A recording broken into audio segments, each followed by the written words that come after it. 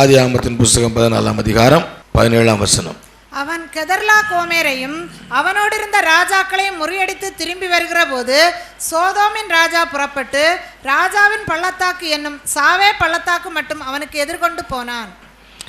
நம்மை ஆண்டவர் கானான் தேசத்துக்கு கொண்டு போகும் பொழுது அவர் சொல்லுகிற ஒரு முக்கியமான காரியம், நான் உங்களுக்கு கொடுக்க போகிற தேசம் மலைகளும் பள்ளத்தாக்குகளும் நிறைந்த ஒரு தேசம் என்று சொல்லி உபாகமம் 11ஆம் அதிகாரம் 12ஆம் வசனத்திலே வாசித்தோம். கானான் தேசம் என்று சொல்லப்படுகிற நம்முடைய கிறிஸ்தவ வாழ்க்கையிலே மலைகளும் உண்டு, பள்ளத்தாக்குகளும் உண்டு. அப்படிப்பட்ட வாழ்க்கையிலே போய்கொண்டிருக்கும் பொழுது அருமையான தேவஜனமே, நம்முடைய வாழ்க்கையிலே முக்கியமாய் நாம் இருந்து கடந்து செல்ல வேண்டிய ஒரு பள்ளத்தாக்கு, நான் ஏற்கனவே சொன்னது போல இந்த சாவே பள்ளத்தாக்கு. இந்த சாவே பள்ளத்தாக்கிலே ஆண்டவர் நமக்கு வாழ்க்கையின் 2 பகுதிகளை நம்முடைய வாழ்க்கைக்கு நமக்கு சுட்டி காட்டுகிறார். ஒரு மேன்மையான ஒரு மனிதரை அங்கே சந்திக்கிறோம். அவருடைய பெயர் மெல்கிசேதேக். மெல்கிசேதேக் யார்? சாலேமின் ராஜா. அவர் யார்? ஆதியும் அந்தமும் இல்லாதவர், தகப்பனும் தாயும் இல்லாதவர், முடிவில்லாதவர், ஒரு நித்தியமான ஒரு ஆசாரியன். அதோடு கூட அவர் நீதியின் ராஜா, சமாதானத்தின் ராஜா என்று சொல்லி அந்த மெல்கிசேதேக்கை குறித்து வேதத்திலே ஒரு சில இடங்களிலே பார்க்கிறோம். இந்த மெல்கிசேதேக் என்பதை பலருக்கு புரிகிறதில்லை. ஆனால் அது இயேசுவை குறிக்கிறது என்று சொல்லியும் நான் சுட்டி காட்டினேன். அருமையான தேவஜனமே, நம்முடைய வாழ்க்கையிலே, நம் ஒவ்வொருடைய வாழ்க்கையிலேயும் அநேகமாக ஒரு முறை அல்ல, 2 முறை அல்ல, பல நேரங்களிலே இந்த சாவே பள்ளத்தாக்கின் வழியாய் நாம் போகத்தான் வேண்டும். ஒருவேளை பெரிய ஒரு யுத்தம் பண்ணி வெற்றி அடைந்து விட்டு போரிலே வெற்றி பெற்று அதன் பிறகு வரும்பொழுதும் நீ திரும்பி வரும் பொழுது சாவே பள்ளத்தாக்கை நீங்கள் தாண்டத்தான் வேண்டும். அப்படி சாவே பள்ளத்தாக்கை நீங்கள் தாண்டி வரும் பொழுது அநேகமாக ஒவ்வொரு முறையிலேயும் நீங்கள் அங்கே 2 ராஜாக்களை சந்திப்பீர்கள். மெல்கிசேதேக் ஒருவன், நீதியின் ராஜா, இன்னொன்று சோதோமின் ராஜா. இந்த 2 பேரையும் நாம் சந்திக்காமல் இருக்கிறது இல்லை. அருமையான கர்த்தருடைய பிள்ளைகளே, உங்களுக்கு தெரியுதோ தெரியலையோ, புரிஞ்சுதோ புரியலையோ, நாம் மெல்கிசேதேக்கையும் சந்திக்கிறோம், அதே போல நாம் சோதோமின் ராஜாவையும் சந்திக்கிறோம். இந்த நாள் அவங்களோடு நான் பகிர்ந்து கொள்ளப் போகிற முக்கியமான காரியம் என்னவென்றால், இந்த சாவே பள்ளத்தாக்கில் அனுபவத்திலிருந்து நாம் கற்றுக்கொள்ளுகிற காரியங்கள் என்ன, நம்முடைய வாழ்க்கைக்கு பிரயோஜனமாக இருக்குமா? ஆயிரக்கணக்கான வருஷங்களுக்கு முன்னதாக இந்த சாவே பள்ளத்தாக்கிலே வந்த அந்த ஆபிரகாம் அன்றைக்கு பார்த்த சோதோமின் ராஜாவின் மூலமாகவும் அல்ல மெல்கிசேதேக்கின் மூலமாகவும் இன்றைக்கு நமக்கு என்ன பிரயோஜனம், ஆவிக்குரிய ஜீவித்துக்கு எந்த விதத்திலேயாவது ஒரு நன்மையாக இருக்குமா என்று சொல்லி நாம் கொஞ்சம் பார்க்க வேண்டும். ஹல்லேலூயா. ஏற்கனவே உங்களுக்கு தெளிவாய் புரியும்படியா சொன்னேன்.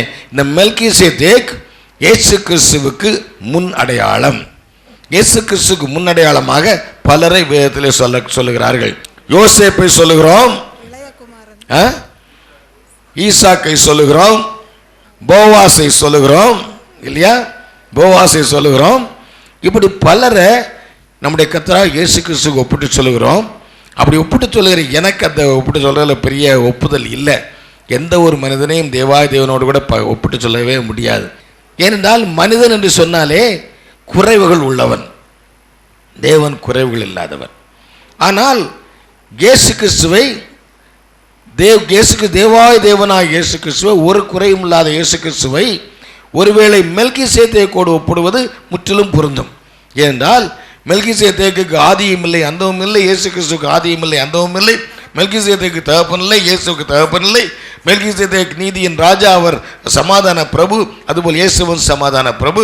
அவரும் அங்கே 1-2 இடத்துல சொல்லப்பட்டிருக்க, வேற எங்கேயும் சொல்லப்படவில்லை.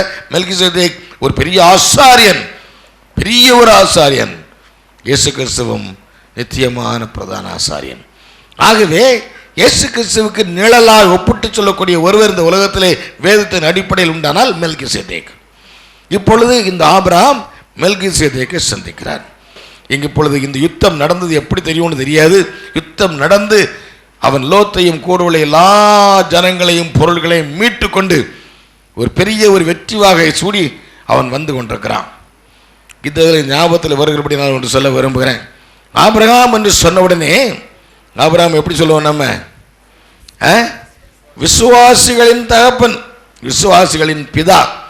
ஆபிரகாம் என்ற உடனே ஃபெய்த், ஆபிரகாம் ஃபெய்த். அந்த 15ஆம் அதிகாரத்திலிருந்து ஆபிரகாமை கர்த்தர் விசுவாசத்தின் தகப்பன், விசுவாசித்தான் விசுவாசித்தார் விசுவாசித்தார் என்றே சொல்லிக் கொண்டு போகிறார். விசுவாசிகளின் நன்மைகளுக்காக சொல்லுகிறேன். விசுவாசத்திலே ஒருவன் வெற்றி உள்ளவனாய் மாறுவதற்கு முன்னதாக 14ஆம் அதிகாரத்தில் ஒரு யுத்தத்தை சந்திக்க வேண்டும். யுத்தம் செய்ய லாயக்கில்லையா? நீ விசுவாசின்னு சொல்றதுக்கு லாயக்கில்லை. அல்லேலூயா. 15ஆம் அதிகாரத்தில் ஆபிரகாம் பெரிய விசுவாசிகளின் தகப்பன் ஆகி கடைசி வர விசுவாசம் விசுவாசம் விசுவாசம் விசுவாசம் போயிட்டு இருக்குன்னா, அதுக்கு முன்னால 14ஆம் அதிகாரத்தில் ஒரு பெரிய ஒரு குரூப் ராஜாக்கள்கிட்ட தன்னுடைய கையில் உள்ள 318 சேவர்களை கொண்டு போய் அந்த வயசுல அவர்களை அடிச்சு நொறுக்கி தோக்கடிச்சு, அந்த ஒரு தைரியம், அந்த ஒரு வைராக்கியம், அந்த ஒரு துணிச்சல் விசுவாசியாக இருக்கும்னால விசுவாசிக்கு இருக்கணும். ஆகவே இப்பொழுது ஆபிரகாம் எல்லாவற்றையும் ஜெயித்து எல்லாரையும் விடுதலை பண்ணி அவன் திரும்பி கொண்டு வந்து கொண்டிருக்கிறான்.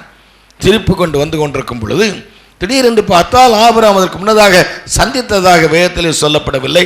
திடீர்னு ஒருவர் வருகிறார். அவர் தன்னுடைய பெயர் என்னவென்று சொல்லப்படுகிறது? மெல்கிசேதேக். இந்த மெல்கிசேதேக் வந்தவுடனே அவர் பாருங்க, மெல்கிசேதேக் இயேசுவுக்கு அடையாளம் என்று சொன்னேன். அவர் வந்தவுடனே ஆபிரகாமுக்கு என்ன செய்கிறார் பாருங்க. 19ஆம் வசனம் இல்லை 18. அன்றியும் உன்னதமான தேவனுடைய ஆசாரியனாயிருந்த சாலேமின் ராஜாவாகிய மெல்கிசேதேக்கு, உன்னதமான தேவனுடைய ஆசாரியனாயின இருந்த சாலேமின் ராஜாவாகிய மெல்கிசேதேக் அப்பமும் திராட்சரசமும் கொண்டு வந்து, அவன் கொண்டு வந்து கொடுத்தான். 2 காரியம் கொண்டு வந்து கொடுத்தான். என்ன கொண்டு வந்து கொடுத்தான்? அப்பம் கொண்டு வந்து கொடுத்தான். ஆபிரகாம் அதுவரை தன்னுடைய கையிலே ஆகாரம் கொண்டு சென்றதாக சொல்லப்படவில்லை. எங்கேயுமே இருந்த ஆகாரம் புசித்ததாக சொல்லப்படவில்லை. ஆவிக்குரிய ஜீவத்தில் நீங்களும் நானும் முன்னேறி செல்லும் பொழுது உங்களுக்கும் எனக்கும் களைப்பு ஏற்படும். ஹல்லேலூயா. ஆவிக்குரிய ஜீவத்திலே களைப்பு இல்லாமல் இல்லை. கானானை நோக்கி போய்கொண்டிருக்கிறோம். போய்கொண்டிருக்கிற பிரயாணத்திலே உனக்கும் எனக்கும் களைப்பு உண்டு, தாகம் உண்டு. இந்த களைப்பையும் தாகத்தையும் தீர்ப்பதற்கு மெல்கிசேதேக் என்ன செய்றான்? அப்பமும் ரசமும் கொண்டு வந்தான். மெல்கிசேதேக்கு தெரியணும் என்ன கொடுக்கணும் ஆபிரகாமுக்கு. இந்த நேரத்தில் ஆபிரகாமுக்கு தேவையானது அப்பமும் ரசமும். அதே போல் நம்முடைய மெல்கிசேதேக்காகிய இயேசுவை கேட்டா அவரும் சொல்லுவார், எனக்கு தெரியும் என்ன கொடுக்கணும்னு தெரியும். யோவான் சுவிசேஷம் 6ஆம் அதிகாரம் 32-35 வாசிங்க. இயேசு அவர்களை நோக்கி வானத்திலிருந்து வந்த அப்பத்தை மோசே உங்களுக்கு கொடுக்கவில்லை, என் பிதாவோ வானத்திலிருந்து வந்த மெய்யான அப்பத்தை உங்களுக்கு கொடுக்கிறார். வானத்திலிருந்து மெய்யான அப்பத்தை என் பிதா உங்களுக்கு கொடுக்கிறார். மெய்யாகவே உங்களுக்கு சொல்லுகிறேன், மெய்யாகவே நான் உங்களுக்கு சொல்லுகிறேன், வானத்திலிருந்து இறங்கி உலகத்துக்கு ஜீவனை கொடுக்கிற அப்பமே தேவன் அருளின அப்பம். உலகத்துக்கு ஜீவனை கொடுக்கிற அப்பமே தேவன் அருளின அப்பம். அப்பொழுது அவர்கள் அவரை நோக்கி ஆண்டவரே இந்த அப்பத்தை எப்பொழுதும் எங்களுக்கு தர வேண்டும். எப்பொழுது இந்த அப்பத்தை தார ஆண்டவரே, எங்களுக்கு பசி இல்லாம இருக்கும். ஒரு நேரம் சமைச்சா போதும், அவரை சமைச்சு சாப்பிட்டு உட்கார்ந்துட்டு இருக்கலாம். இயேசு அவர்களை நோக்கி ஜீவ அப்பம் நானே, என்னிடத்தில் வருகிறவன் ஒரு காலம் பசி அடையான், என்னிடத்தில் விசுவாசமா இருக்கிறவன் ஒரு காலம் தாகம் அடையான். பாருங்க, ஆண்ட இயேசுவை கேட்டா மெல்கிசேதேக்கு அப்பம் கொண்டு வந்து கொடுத்தார். இயேசுவை கேட்டா ஜீவ அப்பம் நானே. ஹல்லேலூயா. ஆகவே தான் சொன்னேன், இயேசு கிறிஸ்து மெல்கிசேதேக்குக்கு நிழல் ஒப்புதல் என்று சொன்னேன். மெல்கிசேதேக் ஆபிரகாமை பார்த்து, ஆபிரகாமே வச்சுக்கோ, உனக்கு இந்த நேரத்தில் உனக்கும் உன்னுடைய ஆட்களுக்கும் தேவையானது அப்பமும் ரசமும். நீ தவித்து போயிருக்கிறாய், நீ விடாய்த்து போயிருக்கிறாய், உனக்கு தேவையானது அப்பமும் ரசமும். நம்முடைய கர்த்தராகிய இயேசு கிறிஸ்து நம்முடைய ஆவிக்குரிய ஜீவியத்திலே நாம் சாவை பள்ளத்தாக்கின் வழியாய் போகும் பொழுது சாவை பள்ளத்தாக்கிலே வைத்து நமக்கு வயிறு நிறைய அப்பம் கொடுப்பார். வயிறு நிறைய திருப்தியாக தாகம் தணிய திராட்சரசம் கொடுப்பார். அப்பமும் திராட்சரசமும் கொடுத்து நீ களைத்து போய் விடாய்த்து போய் ஐயோ ஆண்டவரே ஐ அம் டயர்ட் என்று சொல்லும் பொழுது ஆண்டவர் சொல்லுவார், don't worry my son, here is bread. அப்பம் வச்சுக்கோ, திராட்சரசம் வச்சுக்கோ. அப்பம் நானே அப்பம். ஆண்டோடைய வார்த்தைகள் ஒவ்வொன்றும் ஜீவ அப்பம். ஆண்டவர் வார்த்தையை கொடுக்கிறார், தன்னை கொடுக்கிறார், புசித்துக்கொள், ஜீவனை பெற்றுக்கொள், முன்னேறி செல் என்று ஆண்டவர் சொல்லுவார். அதே ஆண்டவராக இயேசு கிறிஸ்து இன்னொரு சொல்லும்போது சொல்லுவார், லூக்காவின் சுவிசேஷம் 22ஆம் அதிகாரம் 19-20. பின்பு அவர் அப்பத்தை எடுத்து ஸ்தோத்திரம் பண்ணி அதை பிட்டு அவர்களுக்கு கொடுத்து இது உங்களுக்காக கொடுக்கப்படுகிற என்னுடைய சரீரமாய், இது உங்களுக்காக கொடுக்கப்படுகிற என்னுடைய சரீரமாய் இருக்கிறது, என்னை நினைவு கூறும்படி இதை செய்யுங்கள். போஜனம் பண்ணின பின்பு அவர் அந்தபடியே பாத்திரத்தையும் கொடுத்து இந்த பாத்திரம் உங்களுக்காக சிந்தப்படுகிற என்னுடைய இரத்தத்தினால் ஆகிய புதிய உடன்படிக்கை, என்னுடைய இரத்தத்தினால் ஆகிய புதிய உடன்படிக்கை. ஆகவே ஆண்டவராய் இயேசு கிறிஸ்து மல்கிசேதேக்கு அவர் நிழலாயிருக்கும் பொழுது, அருமையான கர்த்தருடைய பிள்ளைகளுக்கு கர்த்தருடைய பந்தியிலே நீ இருக்கும் பொழுதெல்லாம் அவர் ஜீவப்பமாகிய தன்னை கொடுக்கிறார், தன்னுடைய இரத்தமாகிய ரசத்தையும் கொடுக்கிறார். ஜீவ அப்பத்தை உண்டு, ஜீவ அப்பத்தை புசித்து, அந்த ஜீவ அப்பமாகிய இயேசுவின் சரீரம் உனக்காக எனக்காக பிளக்கப்பட்டது. ஜீவ அப்பமாகிய இயேசுவின் சரீரம் முழுவதுமாய் பீத்தெடுக்கப்பட்டது. அவருடைய உச்சியிலிருந்து உள்ளங்கால் வரை அந்த ரசம் இரத்தம் அப்படியே பாய்ந்து ஓடினது. அந்த அப்பத்தை உனக்கு கொடுத்து வேதம் சொல்லுகிறது, அவருடைய தழும்புகளினாலே நாம் குணமாகிறோம். அவருடைய ரத்தம் நம்மை உயிர்ப்பிக்கிறது. இயேசுவின் ரத்தம் இன்றைக்கும் ஜீவனுள்ள ரத்தம் என்று நிரூபணங்களை உங்களுக்கு காட்டி கொடுத்தேன். அந்த ரத்தம் இன்றைக்கும் பரிந்து பேசுகிற ரத்தம். மெல்கிசேதேக் ஆபிரகாமுக்கு கொடுத்தான் என்று சொன்னால், இன்றைக்கு இயேசு சாவே பள்ளத்தாக்கிலே ஆண்டவரை நோக்கி பார்த்து கொண்டு கானானுக்கு நேராய் போய் கொண்டிருக்கிற உங்கள் ஒவ்வொருவருக்கும் தருகிறார். ஆகவே தான் ஒவ்வொரு முறை நான் உங்களுக்கு சொல்லிக் கொடுத்திருக்கிறேன், கர்த்தருடைய பந்தியிலே அப்பமாகி அவருடைய சரீரத்தை நீ வாங்கும் பொழுது, புசிக்கும் பொழுது உன்னுடைய சரீரத்தோட நோய்கள் எல்லாம் மாறும். அவருடைய ரசம், அவருடைய இரத்தமாகிய ரசத்தை நீ உட்கொள்ளும் பொழுது இயேசுவின் இரத்தத்தினால் உள்ள சர்வ வல்லமையும் கர்த்தருடைய பிள்ளையாகிய உனக்கு வரும். நீயும் நானும் கொழுத்த கன்றுகளைப் போல் வெளியே ஓடி துள்ளி குதித்து போக வேண்டியவர்கள். அருமையான கர்த்தருடைய பிள்ளையே, மெல்கிசேதேக் ஆபிரகாமுக்கு அப்பமும் ரசமும் கொடுத்தான்.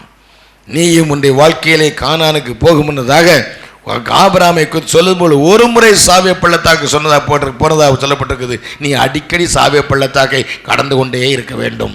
இயேசுவிடத்திலிருந்து அப்பத்தையும் ரசத்தையும் அவருடைய சரீரத்தையும் அவருடைய இரத்தத்தையும் நீ பங்கு போட்டுக்கொண்டே இருக்க வேண்டும். துள்ளி குதித்து ஓடிக்கொண்டே இருக்க வேண்டும், கானானுக்கு போய் சேர்கிற வரைக்கும். ஹல்லேலூயா. இன்னொரு முக்கியமான ஆசீர்வாதம் என்னவென்றால் 14ஆம் அதிகாரம் 19ஆம் வசனம், அவனை ஆசீர்வதித்து வானத்தையும் பூமியையும் உடையவராகிய உன்னதமான தேவனுடைய ஆசீர்வாதம் ஆபிரகாமுக்கு உண்டாவதாக, உன் சத்துருக்களை உன் கையில் ஒப்பு கொடுத்த உன்னதமான தேவனுக்கு ஸ்தோத்திரம் என்று சொல்லி முடிச்சிட்டான். ரெண்டு ஆசீர்வாதத்தை அடுத்து பின்னால சொல்றான். முதல் ஆசீர்வாதம் என்ன? வானத்தையும் பூமியையும் உடையவராகிய உன்னதமான தேவனுடைய ஆசீர்வாதம். அருமையான விசுவாசியை, என்னை பார்த்து கொண்டிருக்கிற அருமையான கர்த்தருடைய ஜனங்களை, உங்களுக்கு தேவையான ஆசீர்வாதம் என்ன ஆசீர்வாதம் தெரியுமா? என்னதுமான ஆசீர்வாதம்? தேவாதி தேவனிடத்திலிருந்து வருகிற ஆசீர்வாதங்கள், தேவாதி வருகிற ஆசீர்வாதங்கள். மெல்கிசேதேக் ரொம்ப கேர்ஃபுல், பொதுவாக பார்த்து நல்ல ஒரு ஆசீர்வாதம். என்ன ஆசீர்வாதம்?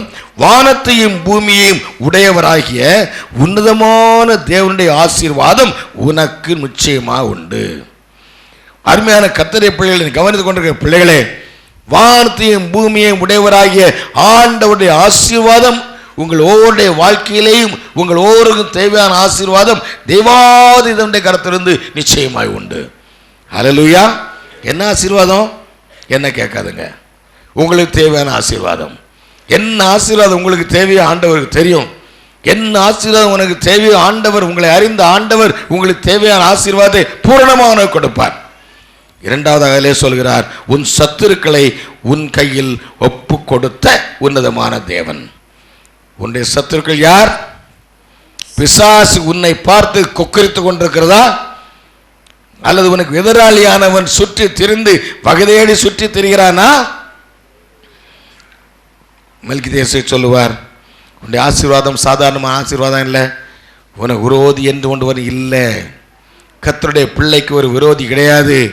கர்த்தருடைய பிள்ளைக்கு ஒரு சத்துரு இல்லை. உன்னுடைய சத்துருவுக்கு எல்லாரையும் மாற்றி ஆண்டவர் சொல்லுவார், உன்னுடைய சத்துருக்கள் எல்லாம் உன்னுடைய காலின் கீழே. ஹல்லேலூயா. பிசாசு அவன் காலில் போட்டு மிதி. எந்த மனுஷனே உனக்கு விரோதியா யோசிக்காத. எந்த மனுஷனும் விரோதி இல்லை. அந்த மனுஷன் பிசாசின் கைப்பொம்மையாய் விரோதியாய் இருந்து கொண்டிருக்கிறான். பிசாசின் கையில இருந்து உனக்கு தொல்லை கொடுத்து கொண்டிருக்கிறான். நீ பிசாசு தலையை மிதி, அவனும் விடுதலை ஆயிடுவான், நீயும் விடுதலை ஆயிடுவான். ஆகவே உன்னுடைய சத்துருக்கள் எல்லாரிலிருந்தும் உனக்கு என்ன பெரிய விடுதலை, எல்லாரின் மேலேயும் வெற்றி. ஆகவே சாவே பள்ளத்தாக்கிலே நாம் தெரிந்து கொள்ள வேண்டிய முக்கியமான காரியம் என்னவென்றால், மெல்கிசேதேக்கின் மூலமாக, கர்த்தரின் மூலமாக அப்பமும் ரசமும் கிடைக்கும்.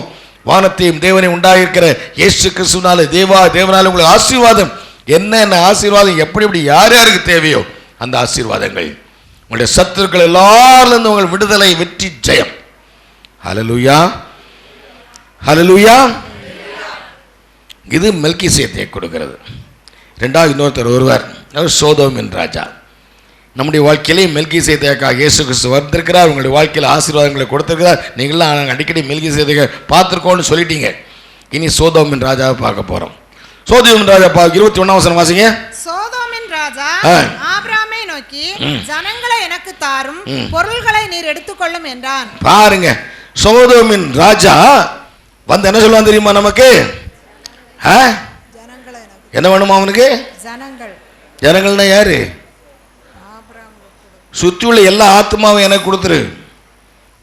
ஆத்மாக்கள் உன்னை சுற்றி எல்லா ஆத்மாக்களும் ஜனங்களும் எனக்கு வேணும். ஆத்மாக்களை கொடுத்துரு. உனக்கு என்ன தாரேன்? பொருட்கள் தாரையா. இதற்கு எதிர் ராஜாக்கள் 5 ராஜ்யங்களை கொள்ளையடித்து அவ்வளவு கொள்ளை பொருளோடு வருகிறார்கள். ஆபிரகாம் போய் லோத்தை விடுவித்தது மாத்திரமல்ல, கொள்ளையடிச்சு அவ்வளவு எடுத்துட்டு வந்துட்டு இருக்கான். கொள்ளையடிச்சு அவ்வளவு வாரிட்டு வாரான். 5 ராஜாக்கள் தவிர எதிர்த்து 4 ராஜாக்களும் கொள்ளையடிச்சு கொண்டு வந்து அவ்வளவு கொள்ளையடிச்சு கொண்டு வந்துட்டு இருக்கிறான். அப்படியே வச்சா குமிச்சிருந்த மாதிரி இருக்கு. சோதோம் ராஜா சொல்றான், எல்லாம் உனக்கு தான்ப்பா, எடுத்துக்கோ, எல்லாம் உனக்கு தான், நீ எடுத்துக்கோ, ஆட்களை மட்டும் கொடு, நீ எடுத்துக்கோ.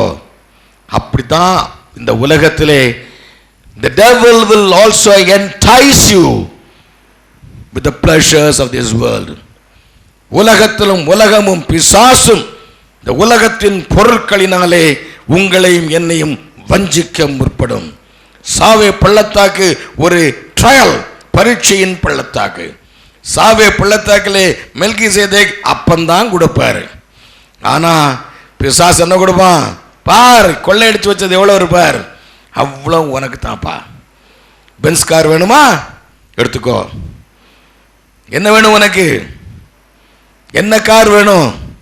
என்ன ஃபேக்டரி வேணும்? என்ன ஆசீர்வாதம் உலகத்தில் என்ன வேணும்? எதை வேணா எடுத்துக்கோ, நான் உனக்கு தாரேன்.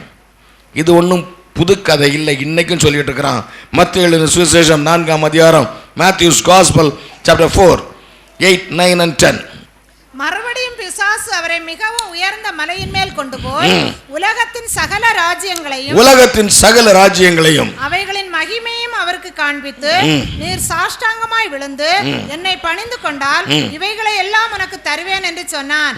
அப்பொழுது இயேசு, அப்பாலே போ சாத்தானே, உன் தேவனாகிய கர்த்தரை பணிந்து கொண்டு அவர் ஒருவருக்கே ஆராதனை செய்வாயாக என்று எழுதியிருக்கிறதே என்றார். பாருங்க, பிசாசு அன்னைக்கு 2000 வருஷங்களுக்கு முன்னாடி இயேசு கிறிஸ்துவையே பெரிய உயர்ந்த ஒரு பரியின் மேல கொண்டு போய் காட்டுறான். பார், எல்லா நாட்டையும் பார், அமெரிக்காவை பார், இங்கிலாந்தை பார், இந்தியாவை பார், எல்லாத்தையும் பார். ஒன்னே ஒண்ணுதான் நீ செய்யணும். என்ன செய்யணும்? What you must do? என்ன சாஷ்டாங்கம் விழுந்து வணங்கிக்கோ. உனக்கு இது அவ்வளவு உனக்கு தாரேன். இந்த உலகம் முழுதும் ஏங்கிறதாப்பா இருக்கு. இந்த உலகம் முழுவதும் ஏங்கிறதா இருக்கு. ஆனா இந்த பிசாசு மறந்து விட்டது. இந்த உலகம் தன்னுடைய கையிலே வந்தது எப்படி என்று சொன்னால், ஒரு நாள் பரலோகத்திலே தேவனோடு கூட நல்ல ஒரு அபிஷேகப்பட்ட கேருபீனாய் இருந்தவன் ஆண்டவராலே மிதித்து கீழே தள்ளப்பட்டு தண்டனையிலே இந்த பூமியிலே கிடக்கிறான்.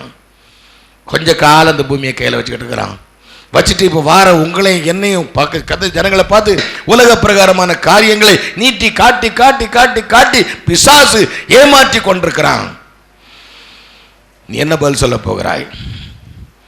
சோதோமின் ராஜாவை சந்திச்சிருக்கீங்களா இல்லையா? ஞாயிற்றுக்கிழமை ஆராதனையா? இங்க ஒரு இன்டர்வியூ இருக்குப்பா, இந்த இன்டர்வியூ போனா டமால்னு வேலை, டுமில்னு சம்பாத்தியம். சோதோமின் ராஜா நல்லா காட்டுவான், எல்லாம் காட்டுவான். எல்லா விதமான காரியங்களும் சோதோமின் ராஜா காட்டிட்டே இருப்பான். அன்னைக்கும் காட்டுனா இன்னைக்கும் காட்டுறான். ஹல்லேலூயா. சோதோமின் ராஜா சொல்லுவான், என்ன நீ இப்படி ஒரு மாதிரி சப்புன்னு இருக்க, இந்த பார் நல்ல காஸ்ட்லி லிப்ஸ்டிக், அது போட்டால் உதடு அழகாக இருக்கிறது மட்டும் இல்லை, ஹெல்த்தி, போட்டு பாரு, சுண்டி இழுத்துருவேன் நரகத்துக்கு. நல்ல அழகாக காட்டுவான். எல்லாத்தையும் உனக்கு எடுத்துக்கோப்பா, இந்த கொள்ளை பொருள் எல்லாம் உனக்கு தான், எல்லாம் உனக்கு தான் அப்படின்னு சோதம் சொல்லிக்கிட்டே இருப்பான். சோதோமின் ராஜா ஆபிரகாமை பார்த்து, ஆபிரகாம் என்ன பதில் சொல்ல போகிறாங்கிறது தான் ரொம்ப முக்கியமான கேள்வி. 22ஆம் வசனம். அதற்கு ஆபிரகாம் சோதோமின் ராஜாவை பார்த்து, ஆபிரகாமை ஐஸ்வரியவான் ஆக்கினேன் என்று, ஆபிரகாமை ஐஸ்வரியவாக்கினான் ஆக்கினேன் என்று சொல்லி நீர் சொல்லாதபடிக்கு, நீ சொல்லாதபடிக்கு நான் ஒரு சரட்டையாகிலும் பாதரட்சையின் வாரையாகிலும் உமக்கு உண்டானவைகளில் யாதொன்றை ஆகிலும் எடுத்துக்கொள்ளேன் என்று வானத்தையும் பூமியையும் உடையவராகிய உன்னதமான தேவனாகிய கர்த்தருக்கு நேராக என் கையை உயர்த்துகிறேன், என் கையை உயர்த்துகிறேன். ஆபிரகாம் உண்மையிலே கர்த்தருடைய பிள்ளை. அவன் சொன்னான், நீ எல்லாத்தையும் எடுத்துக்கொண்டு சொல்ற, என்ன சொல், நாளைக்கு நீ என்ன சொல்ல தெரியுமா பிசாசு, அவன் எனக்கு தான் வந்து அப்படி யாருக்கும் தெரியாம ரகசியமா ஒரு மந்திரவாதம் பண்ணிட்டு போனான். அவன் யாரு, எனக்கு தான் வந்தான், நான் தான் விடுதலை கொடுத்தேன். ஒரு நாள் என்கிட்ட தான் வந்து யாருக்கும் தெரியாம ராவோட ராவா மந்திரவாதம் பண்ணிட்டு போறான், யாருக்கும் தெரியாம நான் தான் இந்த பிசாசிலிருந்து விடுதலை கொடுத்தேன். அப்படி நீ சொல்லாதபடிக்கு, பிசாசே நீதான் என்னை பணக்காரனாக்கினு உலகம் என்னை பணக்காரனாக்கினு சொல்லாதபடிக்கு. அப்புறம் எதை எடுக்க மாட்டேன்னா, ஒரு சரட்டையாகிலும், ஒரு ஷரட்டு, ஷரட்டு என்னது, ஷூலேஸ், அந்த ஷூலேஸ் கூட உன்கிட்ட எடுக்க மாட்டேன், எடுக்க மாட்டேன். Not even a shoelace from you. நீ என்ன பணக்காரனாக்கிறேன்னு சொல்லப்படாதப்பா. என்னை ஆசீர்வதிக்கிறவர் என்னுடைய தேவன், என்னை உயர்த்துகிறவர் என்னுடைய தேவன், என்னை போஷிக்கிறவர் என்னுடைய தேவன், என்னை நடத்துகிற என்னுடைய தேவன், இன்றைக்கும் ஜெயத்தை கொடுத்த என்னுடைய தேவன். ஒரு பாதரட்சியின் வார் கூட எனக்கு வேண்டாம். ஹல்லேலூயா. கூரா ஷபப கூரா பஸ்ஸிலம். அருமையான கர்த்தருடைய பிள்ளையே, இந்த வைராக்கியம் உன்னை உள்ளத்தில் வேண்டும். பிசாசு கொண்டு வந்து அழகழகா காட்டுவான், சொல்ல தெரியணும், பிசாசு அப்பாலே, ஆண்டவர் கொடுக்கிற ஆசீர்வாதம் எனக்கு போதும். சரடுனா எங்கள் ஊரில் சரடுனா வித்தியாசம், பேரே வித்தியாசம். எங்கள் ஊரில் சரடுனா என்ன, செயின். எங்கள் ஊரில் நாகூரில் சரடுனா அந்த சரடாக இருந்தாலும் சரி, பிசாசு தந்தான், ஓசிலான தந்தான் பிசாசு.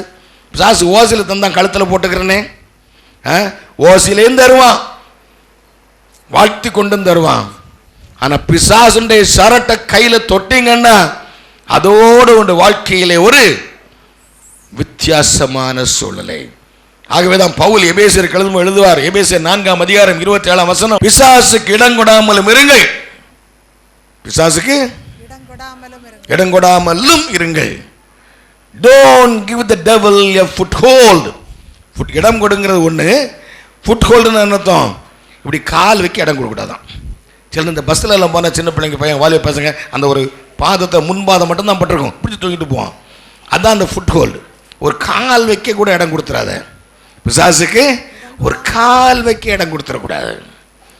பிசாசு கால் வைக்க இடம் கொடுத்தா கொஞ்ச நேரத்தில் என்னாகும், ஹல்லேலூயா. வெள்ளைக்காரன் இந்தியாவை பிடிச்சது மாதிரி முதல்ல கொஞ்சம் மூல வரேன், வியாபாரம் பண்ணுறேன், இப்படி பண்ணுறேன், கொஞ்ச நாளில் பார்த்தா இந்தியா முழுவதும் அபேஸ்மெண்ட் ஏப்பம் போட்டு உட்கார்ந்துருந்தது போல பிசாசு முழுவதும் ஏப்பம் போட்டுருவான். இந்தியா முழுவதும் ஏப்பம் போட்டு நம்ம வாழ்க்கை முழுவதும் எங்கே இருக்கும், பிசாசு வயத்துக்குள்ளே இருக்கும். கடைசியில் பார்த்தா பிசாசு வாய்க்குள்ளே இருந்தாலும் பரவாயில்ல, வயத்துக்குள்ளவே நம்முடைய வாழ்க்கை முழுவதும் இருக்கும். ஆகவேதான் ஆபிரகாம் கெட்டிக்காரன், கர்த்தரால் அழைக்கப்பட்டவன், அவனுக்கு ஆண்டோடைய அழைப்பு தெரியும். விசுவாசியே, உனக்கு ஆண்டோடைய அழைப்பு தெரியுமா? உன்னை ஆண்டவர் எதற்கு அழைச்சார்னு தெரியுமா? எங்க வர சொல்லி அழைச்சார்னு உனக்கு தெரியுமா? உன்னை எங்க கொண்டு போக போறான்னு உனக்கு தெரியுமா? அல்ல பிசாசு இடத்துலேருந்து பரவாயில்ல, பிசாசு நல்ல வேலை தானே கொடுக்குறான். பார்த்தா எடுத்த உடனே 20,000 30,000 சம்பளங்கிறானே, சாவுக்க நல்லா தானே இருக்குது, ரொம்ப நல்லா தான் இருக்கும் போல இருக்குது. அங்கே கூட பார்த்தா நல்ல நல்ல ஜபம்லாம் உள்ளே இருக்குது, அந்த ஆஃபீஸில் எல்லாம் இருக்குது. அடித்தளத்தில் என்ன இருக்குன்னு பார்க்கணும். தேனாக இருந்தாலும் சரி, நல்ல வேலையாக இருந்தாலும் சரி, பணமாக இருந்தாலும் சரி, பொக்கிஷமாக இருந்தாலும் சரி, பெரிய பெரிய வீடுகளாக இருந்தாலும் சரி, நாடாக இருந்தாலும் சரி, ஆண்டவரை பார்த்து வாங்கணும் கேட்கணும். என்ன ஆண்டவரே, இது யார்கிட்டேருந்து வருது? இது யார்கிட்டேருந்து வருது ஆண்டவர்? நீர் கொடுக்கிறீரா அல்லது உம்மால் மிதித்து கீழே தள்ளப்பட்ட பிசாசு இங்கே அனுப்புகிறானா? யோசித்து பார்க்கணும். நம்ம யோசித்து பார்த்த பிசாசாக இருந்தால் டக்குன்னு பார்த்து சொல்லணும். என்ன சொல்லணும்? உன்கிட்ட நான் ஒரு சரட்டை கூட்ட எடுக்க மாட்டேன். ஆபிரகாமின் வார்த்தை நம்முடைய வாயில் அப்படியே வரணும். ஒரு சரடு கூட உன்கிட்ட எனக்கு வேண்டாம், எனக்கு வேண்டியது என்று தேவன் தருவார். அப்படி சொல்லி பாருங்க, பிசாசு இன்னும் கொஞ்சம் சிரிச்சிட்டு குழஞ்சிட்டு பின்னால் வருவான். உடனே சொல்ல தெரியணும், அப்பாலே போ பிசாசு, போ சாத்தானே சொல்ல தெரியணும். தெரிஞ்சால் சாவே பள்ளத்தாக்கின் அனுபவம் நமக்கு வெற்றியின் அனுபவம். இல்லை அங்கிருந்து சாவே பள்ளத்தாக்கிலே நாம் பிசாசு கொடுக்கிற பொருட்கள், சாதம் கொடுக்கிற பொருட்களை கையில் எடுத்து விட்டோமானால், தொட்டு விட்டோமானால், இச்சித்து விட்டோமானால், வாழ்க்கையின் அனுபவம் உனக்கு ஒரு தோல்வியின் அனுபவம். சாவே பள்ளத்தாக்கின் அனுபவத்தை நீங்களும் நான் கடந்து போகத்தான் வேண்டும். அது உனக்கு வெற்றியாக இருக்க போகிறதா தோல்வியாக இருக்க போகுதா?